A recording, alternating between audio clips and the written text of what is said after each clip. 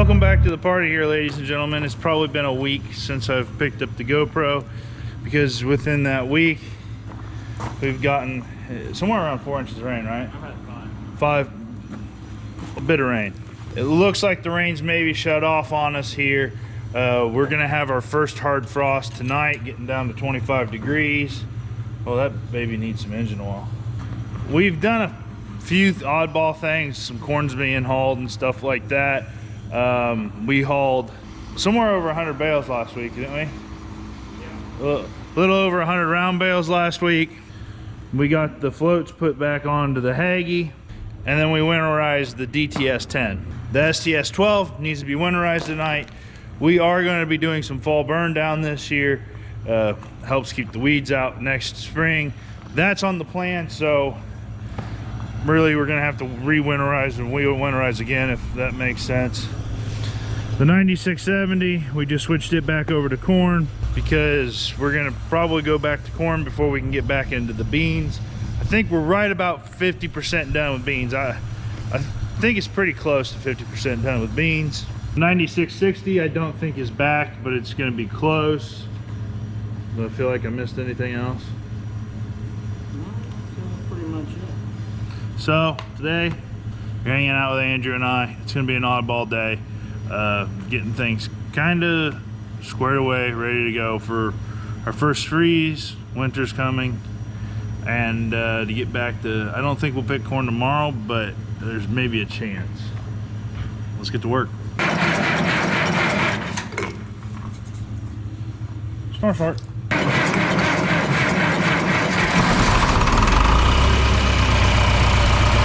This is the first time I've ever winterized this one. I got a feeling I'm going to need a reed to figure out how to do it.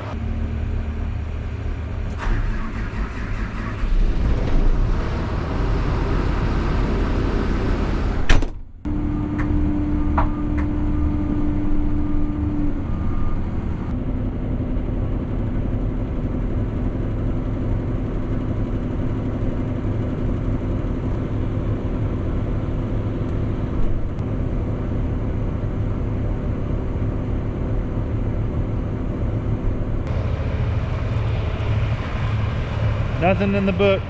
Got a YouTube.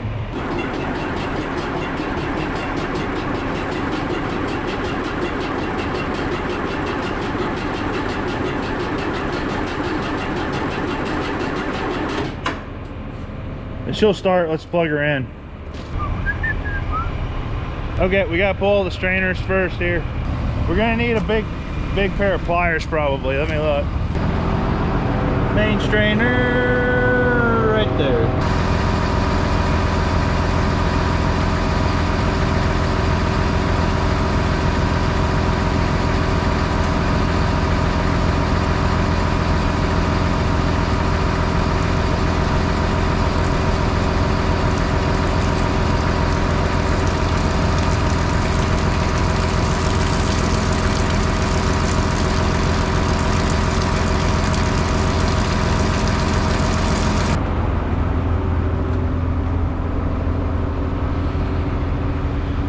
And the last thing that went through the sprayer was water. It got rinsed out because we were done with fungicide.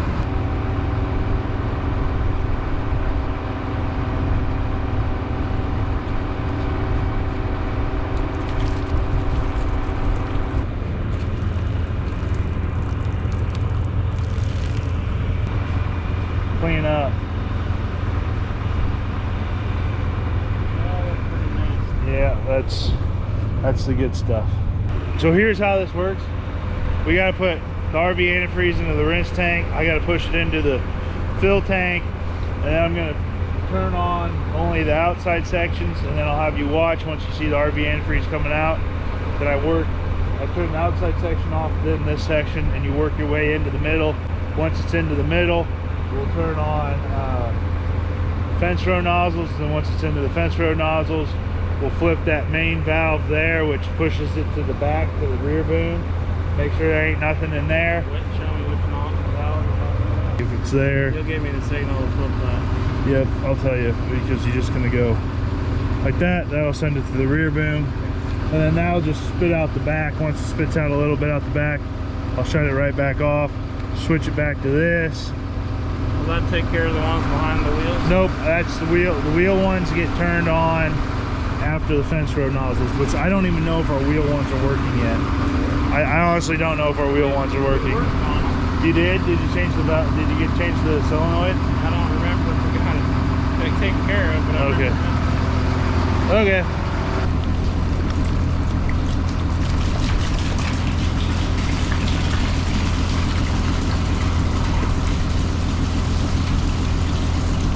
College will teach you something. Okay, we got some pump speed. Should be going to my tank. Turn my agitation up a little bit.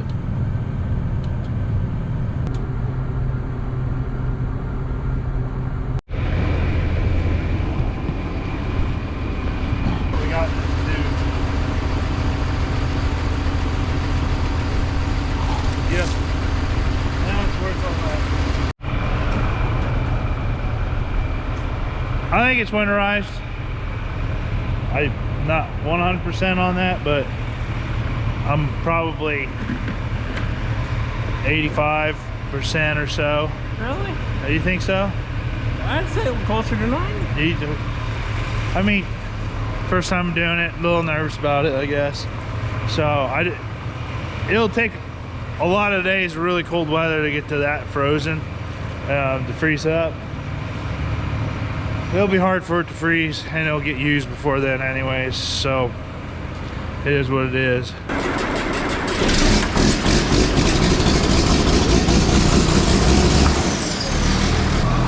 That's my favorite tractor to start. It sounds so cool.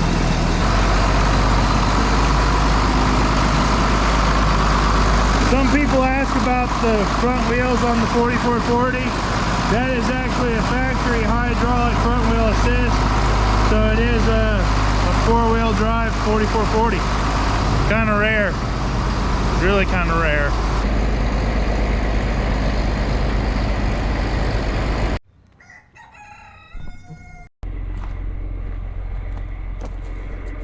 What, you found a deer leg? Where the heck did you find a deer leg at? Huh?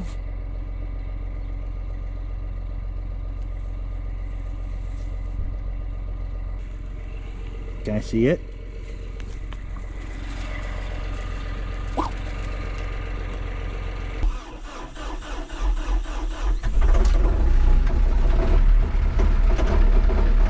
Oh, she's trying to.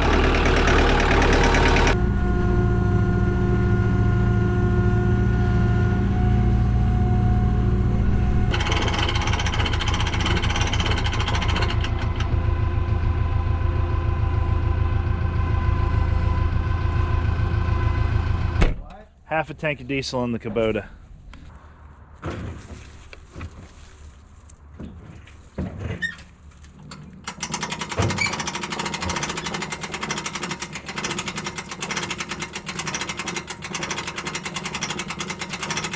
Might have been a mistake.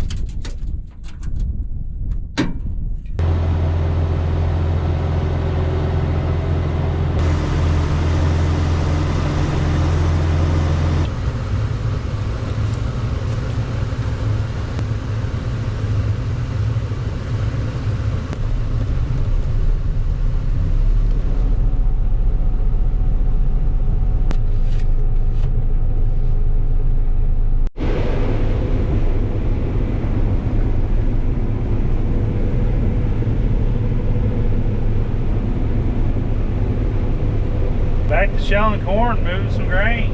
Corn hasn't dried very much since it rained. Surprise.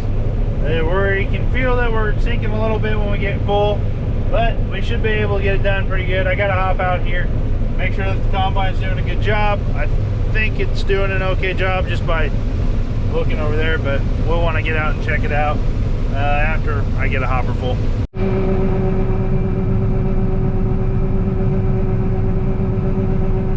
I know I'm getting a lot more head shell. I can just see it bouncing right now. Take a good look at the last time. That's gonna be this clean. I think those tracks are really gonna shine here now that we've gotten, well, we're wet. Now we're back to being wet. Cobs aren't crunched.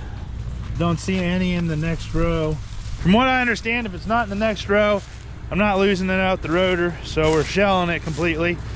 I'm losing a little bit out of the head, close up my deck plates. We can actually go check over here to see how much is coming out of the head, because I stopped harvesting there, and so it never actually made it through the combine.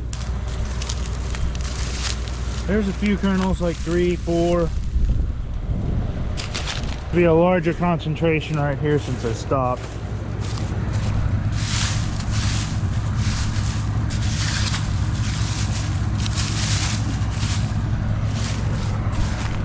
I'm pretty happy with that. Pretty happy with it. I'll open up the top just a little bit. Open up the top just a little bit.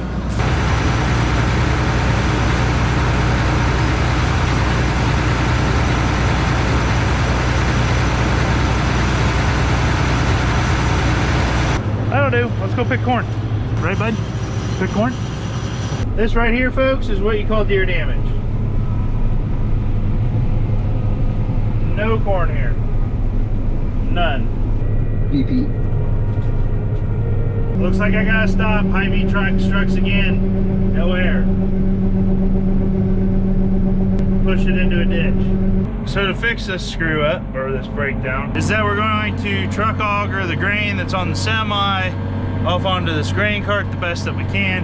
We probably won't be able to because I've got 55,000 pounds on this cart right now. But we aren't gonna get too much grain off of it.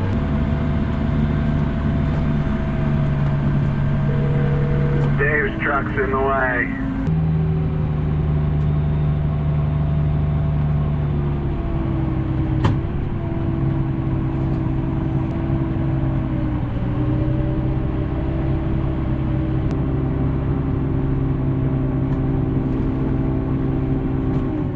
It's always something. It's almost back. I'm gonna lead him in here.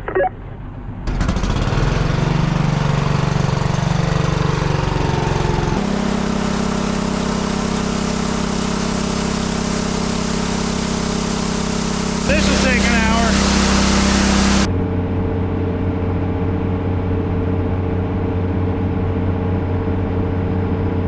So this is a joint farm, so Dad and I keep track of how many bushels come off of it, goes into a bin. Just good record keeping. It's definitely helped having the scales, no doubt. Definitely a big efficiency with the scale. Going from a grain cart that didn't have a scale to a grain cart that has a scale system, that's really nice. Now, with that being said, maybe I'd like that higher tech, like, scale head. Maybe I might like that, because we're writing it all down. Writing it down's good too. I mean, I don't know. I don't know. It might be nice to have it all in one log.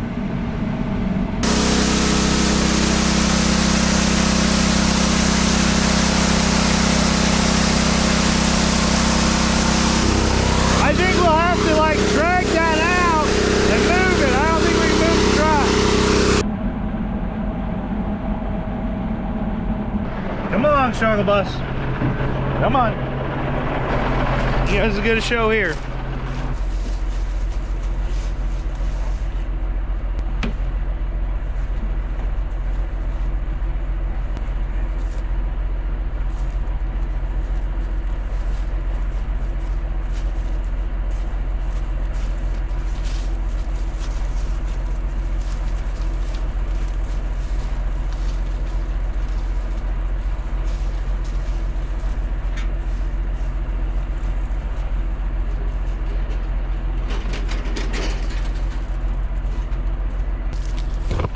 There you go.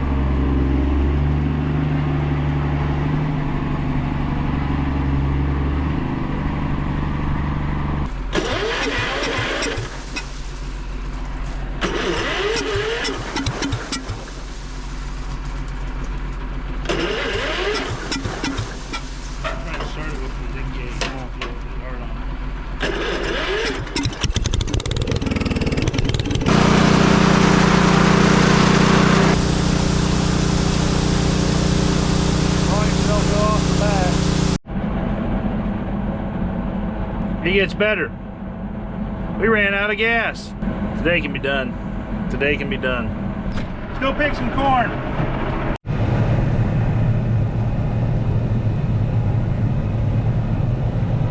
You don't need farm trucks, Andrew, when you have Buicks.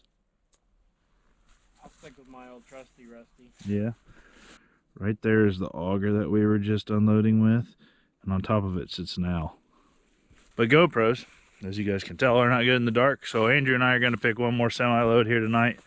Then we're going to pick it back up with you guys in the morning.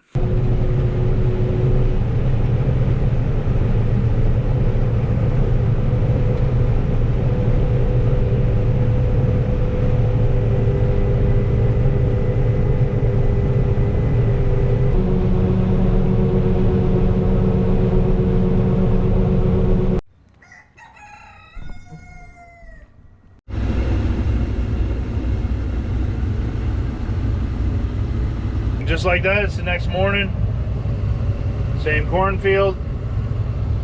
Just gonna eat my breakfast here, let this combine warm up a little bit. Andrew went and picked something up. I think he said a piece of steel was in the road. Don't want that going into something it shouldn't go into. So he'll be bringing the cart over here. They already got one load out here this morning. It was a little late editing the YouTube video. Yeah, but we'll let the combine warm up, get a little heat into it. So she kind of cold this morning. Actually, the puddles had like ice on top of them. We got a really good frost this morning. Really good frost. So let's eat some breakfast, combine some corn. We got 12 acres left in this field, and then we'll move to another field. We'll combine it, then we'll move to another field. We'll combine it, then we'll move to another field. We'll combine it, and then we'll probably move to another field and we'll combine it as well. That's kind of what we do right now.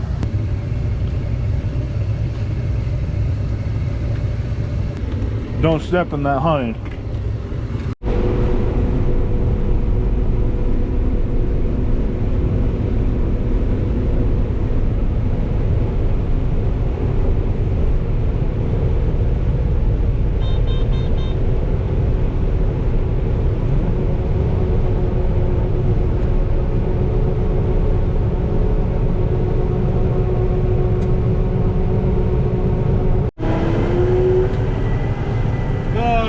That field's done.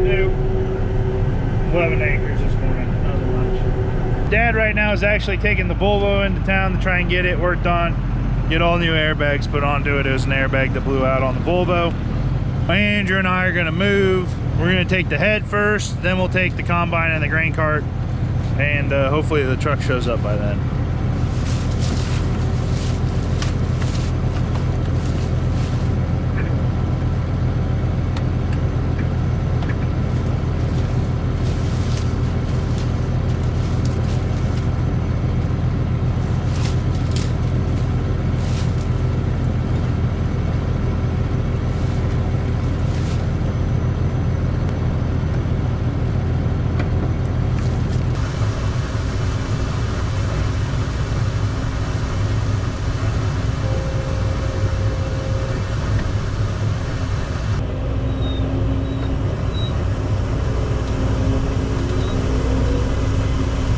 So right now we are in a drought guard corn.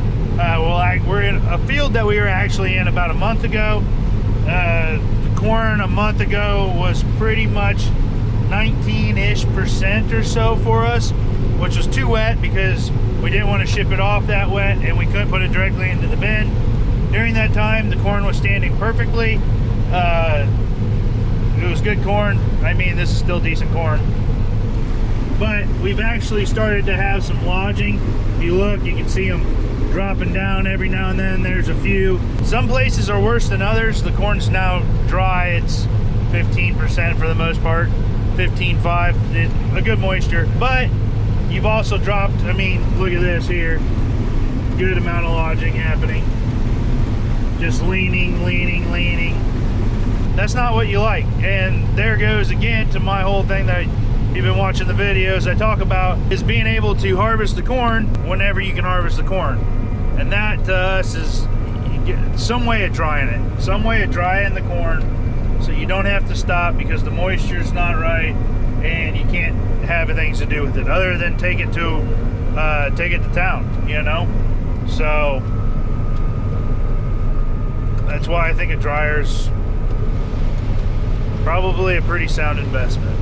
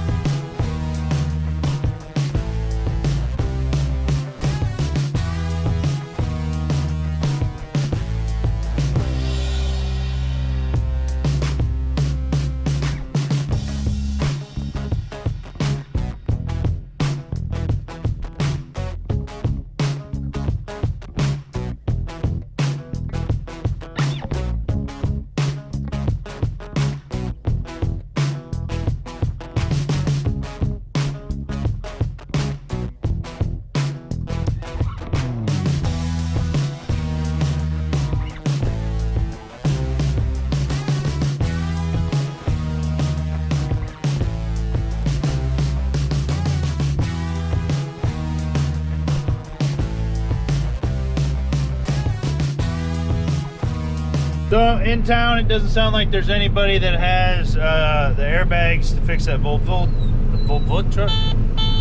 truck. They had to get ordered. Don't know when that truck's going to be up and going. The Peterbilt's at the other shop. So we're down to one grain truck today, which is okay. Other than the fact that my dad now wants to take the trucks off of the road because it's the rut for us right now. And I guess if we lose the last truck, we got no way of hauling grain. I see what he's saying, but I'm down to 8 acres here, and I'm not going to be able to fit it all on the combine and the cart. It slows me down a little bit, but it's his call, I guess. Andrew's going to pull in here. We'll load the cart up completely. Then we only have one semi to pick in the morning, and then we can move. Probably be moving into my stuff. We're going to thank you guys for joining us on the struggle bus in this video. Patience were pushed in this one. Patience were pushed in this one the last couple of days. But we are getting closer and closer to the end. I think we're down to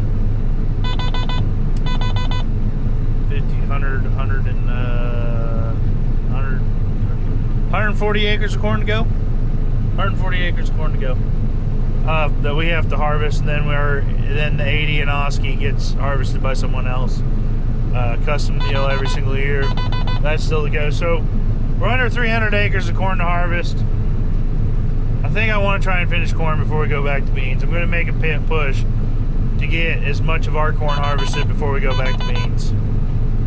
So thank you guys for hanging out with us. I haven't said that already. Getting tired. We'll see you in the next one. Don't need no farm truck, you got a vehicle concern. Won't get nowhere, but we'll putz all day, bud. Woo, woo, woo. Yeah, you guys needed to know that, didn't you? You're welcome for that one.